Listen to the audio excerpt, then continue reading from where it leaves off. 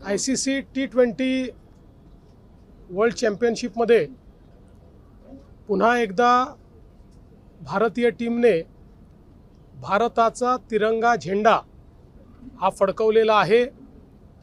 भारत पुन्हा चॅम्पियन झालेला आहे आणि काल अनेक रेकॉर्ड तोडत ज्या प्रकारे न्यूझीलंडचा पराभव हा भारताने केला, T20 सामन्यांच्या इतिहासामध्ये फायनलमध्ये अशा प्रकारचा स्कोअर करणं आणि समोरच्या टीमला अशा पद्धतीनं गारद करणं हा देखील एक नवीन रेकॉर्डच आहे। विशेषतः काल संजू सॅमसन असतील, अभिषेक शर्मा असतील, यांनी ज्या प्रकारे बॅटिंग केली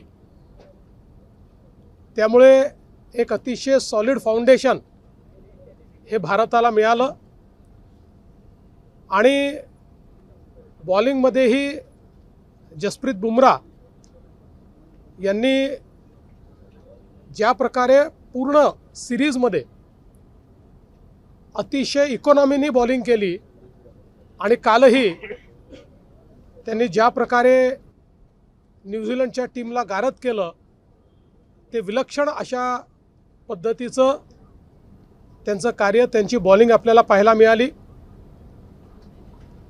अर्थातच एकूण टीमचा परफॉर्मन्स हा अतिशय उत्तम राहिला आहे।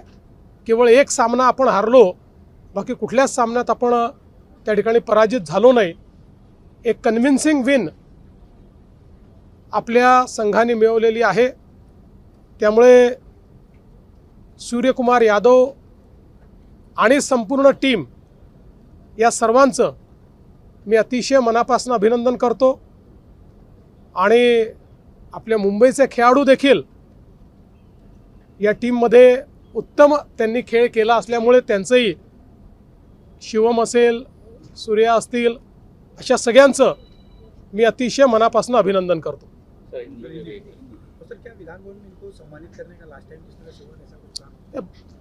मी आज त्यांच्या अभिनंदनाचा प्रस्ताव मांडणार आहोत।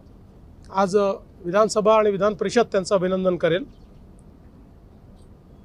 हम सभी को बहुत हर्ष है कि टीम इंडिया ने ICC T20 वर्ल्ड कप में जिस प्रकार से न्यूजीलैंड को पराजित करते हुए फिर एक बार चैंपियन के रूप में भारत का तिरंगा लहराया। मैं भारतीय टीम को बहुत बहुत बधाई देता हूं।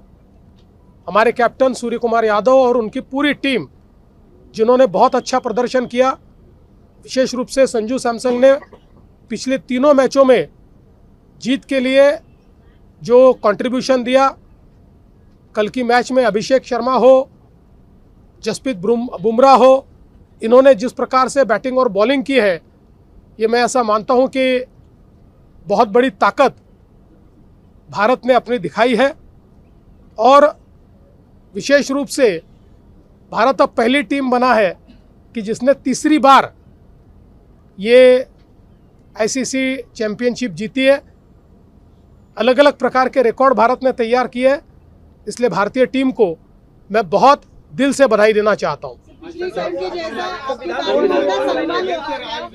आज विधानसभा और विधान परिषद में उनको बधाई देने वाला प्रस्ताव हम लोग रखेंगे। क्या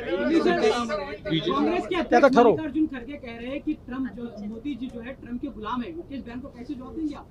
देखिए, जिनकी जिंदगी एक परिवार की गुलामी में गई, उनको देश कैसे चलाते हैं, देश कैसे सार्वभौम रखते हैं, सॉवरेन रखते हैं, इसके बारे में कोई अता पता नहीं है। आज जिस प्रकार से मोदी जी ने भारत की एनर्जी सिक्योरिटी इंश्योर की है, वरना भारत के क्या हालात होते हम सब लोग समझ सकते हैं। इसलिए मुझे लगता है मोदी जी ने दिखा दिया कि जिस समय टैरिफ वॉर हुआ, भारत झुका नहीं, भारत तनकर खड़ा रहा, भारत ने उसका सामना किया। भारत ने अलग अलग देशों से टैरिफ एग्रीमेंट्स किए, जिसके चलते टैरिफ वॉर करने वालों को भी पीछे हटना पड़ा और भारत ने अपनी ताकत दिखाई है। इसलिए परिवार की गुलामगिरी करने वालों ने इस प्रकार की बात करना ये हास्यास्पद है। इंडियाची विजयी रॅली काढली जाते कारण प्रत्येक वेळी वर्ल्ड कप जिंकतो तेव्हा विजयी रॅली काढली जाते नीलांबरीपासून हे सगळ्या गोष्टी एवढ्या घाई कशाला करतात, सगळ्या गोष्टी होतात। सर युद्ध सुरू आहे आणि तेलाचा साठा लोक भरून ठेवायला लागले, 45 दिवसांचा ऑइल साठा आहे अशी सुद्धा बातमी समोर येते, त्यामुळे काय सांगाल, काय आवाहन कराल जनतेला? मी कालही केलं, आजही करतो। केंद्र सरकार तेल गॅस सगळ्या गोष्टीची काळजी घेते आहे। आंतरराष्ट्रीय परिस्थिती आपल्या सगळ्यांना माहिती आहे, तरीही कुठेही तुटवडा पडू नये म्हणून सर्व प्रकारच्या उपाययोजना चाललेल्या आहेत। कोणीही अफवा पसरवू नये, कोणीही अफवेवर विश्वास ठेवू नये। अफवेवर विश्वास ठेवून जर साठेकरण आपण सुरू केलं तर परिस्थिती खराब होईल। त्यातनं डिमांड आणि सप्लाय हे जे काही सूत्र आहे ते सूत्र कुठेतरी गडबडेल। आणि म्हणून माझी सर्वांना विनंती आहे, कुठल्याही अफवेवर विश्वास ठेवू नका। माध्यमांनाही विनंती आहे, नवनवीन गोष्टी ज्या कुठेही त्याचा पुरावा नाही अशा गोष्टी दाखवून लोकांमध्ये पॅनिक तयार करू नका। केंद्र सरकार या संदर्भात उचित काळजी घेत आहे। अपील की मीडिया से भी अपील की कि लोग अफवाह पर ध्यान न रखें। हमने देखा कि संभाजी नगर में और एक दो जगह पर पेट्रोल पंप पर लाइनें लगी थी, क्या कहना है आपका लोगों से? देखिए, मैं बहुत स्पष्ट शब्दों में कह रहा हूँ कि देश में युद्ध के कारण जो परिस्थिति तैयार हुई है उसको ठीक ढंग से हैंडल करने का काम प्रधानमंत्री मोदी जी के नेतृत्व में केंद्र की सरकार कर रही है।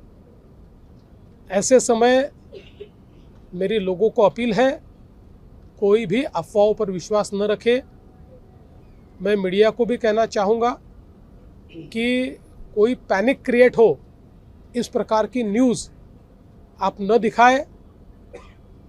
जब तक किसी बात की पुष्टि नहीं होती तब तक उसको न्यूज़ के रूप में दिखाना या उसको कंज्यूम करना, ये दोनों चीज़ें देश हित में नहीं है। लोग एक प्रकार से पैनिक में आकर अपने पास जब स्टॉक तैयार कर देते हैं तो डिमांड और सप्लाई की चेन ब्रेक होती है और इससे देश को तकलीफ होती है। इसलिए मुझे लगता है कि केंद्र सरकार जो निर्देश दे रही है, लगातार केंद्र सरकार हमको परिस्थिति भी बता रही है, उपाय भी बता रही है, और प्रधानमंत्री जी ने जिस प्रकार से एनर्जी सिक्योरिटी तैयार की है, मुझे लगता है कि इस कठिन अंतर्राष्ट्रीय परिस्थिति में हमारी सरकार पर विश्वास रखते हुए हम लोगों ने उसके निर्देशों का पालन करना चाहिए। आपने किसान कर्ज माफी की है, लेकिन विपक्ष विरोध प्रदर्शन कर रहा है, मराठवाड़ा में भी आंदोलन और रैली निकाल रहा है। किसानों को कर्ज माफी की मात्रा भी बता रहा हूँ, धोखा बता रहा है। असं आहे, आता त्यांना तोंड दाखवायला जागा उरलेली नाही। गिरा तो भी टांग ऊपर थी अशा पद्धतीनं विरोधकांचं चाललेलं आहे। विरोधकांच्या सोबत जनता नाही, जनतेने महानगरपालिका, नगरपालिका, जिल्हा परिषदेच्या निवडणुकीमध्ये विरोधकांना जमीन दाखवलेली आहे आणि आम्ही निवडणुका जिंकल्यानंतर कर्जमाफी केली आहे, निवडणुका जिंकण्याकरता नाही। त्यामुळे जनतेचा आमच्यावर विश्वास आहे। त्यांनी कितीही त्या ठिकाणी अशा पद्धतीनं आंदोलन केलं तरी जनता त्यांच्यासोबत नाही। सर, हर्षवर्धन सपकाळ यांनी तुमच्यावर आज एक आरोप केला है कि म्हणतायत की घोषणा की है कि किसानों को कर्ज माफी का वादा पूरा किया है विपक्ष, लेकिन इसके उस मुद्दे पर फिर भी आंदोलन कर रहा है। देखिए, विपक्ष को जनता ने नकारा है। जिला पंचायत, नगरपालिका, महानगरपालिका सभी चुनाव में विपक्ष का सफाया हो चुका है और हमने चुनावी वादा करके चुनाव से पहले या चुनाव जीतने के लिए हमने कर्ज माफ़ी नहीं की। चुनाव जीतने के बाद हमने कर्जा माफ़ किया है। विपक्ष के पास बोलने को अब कुछ बचा नहीं है। सर, 7/12 कोरा झाला नाही याच्यावरही त्यांनी आक्षेप घेतला। त्यांना काय माहिती आहे? सर हर्षवर्धन सपकाळ आरोप करतायत. त्यांनी तुमच्यावर थेट आरोप केलाय. गडचिरोलीचं लोखंड काढायचं आणि विदेशातल्या कंपनीत पाठवायचं आणि विदेशातून लोखंड घ्यायचं हा घाट देवेंद्र फडणवीस यांचा शक्तीपीठ महामार्गासाठी. असं आहे की कोणी लॉजिकली काही बोललं तर माझ्या स्तराच्या माणसांनी उत्तर दिलं पाहिजे. कोणी बिनडोकपणे बोललं तर मी उत्तर दिलं तर मी पण बिनडोकच ठरेल ना. चला, धन्यवाद.